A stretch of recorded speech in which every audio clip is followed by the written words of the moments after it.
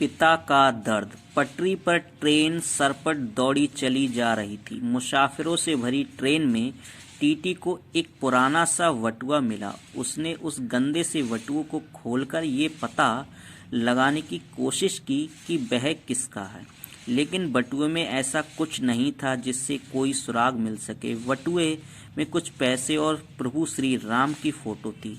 फिर उस टीटी ने हवा में बटुआ लहराते हुए पूछा, यह किसका बटुआ है? एक यात्री बोला, यह मेरा बटुआ है, इसे कृपया मुझे दे दो। टीटी ने कहा, तुम्हें ये साबित करना होगा कि यह बटुआ तुम्हारा ही है।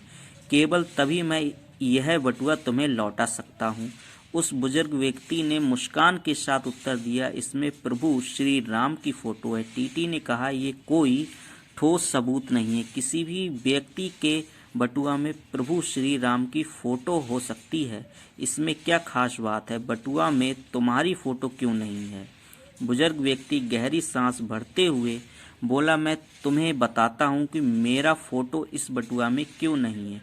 जब मैं स्कूल में पढ़ता था तभी ये बटुआ मेरे पापा ने मुझे दिया था, क्योंकि पापा उस समय मुझे जेब खर्च के रूप में कुछ पैसे देते थे। तब मैंने बटुआ में अपनी मम्मी पापा की फोटो रखी थी। जब मैं थोड़ा बड़ा हुआ तो मैं अपनी कद काठी पर बहुत नाज करता था। मैंने बटुआ से मम्मी पापा की फोटो हटाकर अपनी फोटो लगा ली। मैं अपने सुंदर और बलिष्ठ शरीर को देखकर बहुत प्रसन्न होता था। धीरे धीरे मेरी शादी हो गई। मेरी घरवाली बहुत सुंदर थी और मैं उससे बहुत प्यार करता था। तब जवानी में मैंने बटुए में से अपनी फोटो हटाकर उसकी लगा ली।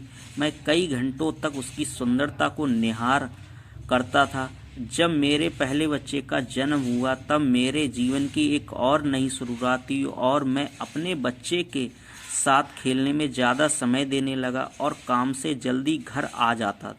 और इसमें कोई शक की बात नहीं थी कि अब मेरा बटुआ मेरे बच्चे की फोटो आ गई थी। बुजुर्ग व्यक्ति ने आंसू भरी आंखों के साथ बोलना जारी रखा, कई वर्ष पहले मेरे का भी देहांत हो गया। पिछले साल मेरी धर्मपत्नी भी चल बसी। अब मेरा एकमात्र बेटा अपने परिवार में बिजी है।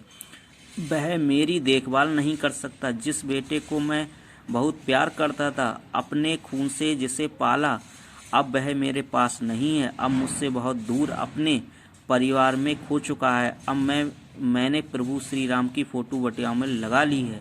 जब जाकर मुझे इस बात की सच्चाई मालूम पड़ी कि प्रभु श्री राम ही मेरे सच्चे साथी हैं, प्रभु ही हमेशा मेरे साथ रहेंगे। काश मैं पहले इस सच्चाई को जान लेता तो जैसा प्यार मैंने अपने परिवार को किया था, यदि ठीक वैसा ही या उससे थोड़ा बहुत प्यार मैंने श्री राम को किया होता तो आज मैं अपने आप को इतना अकेला असहाय पाता।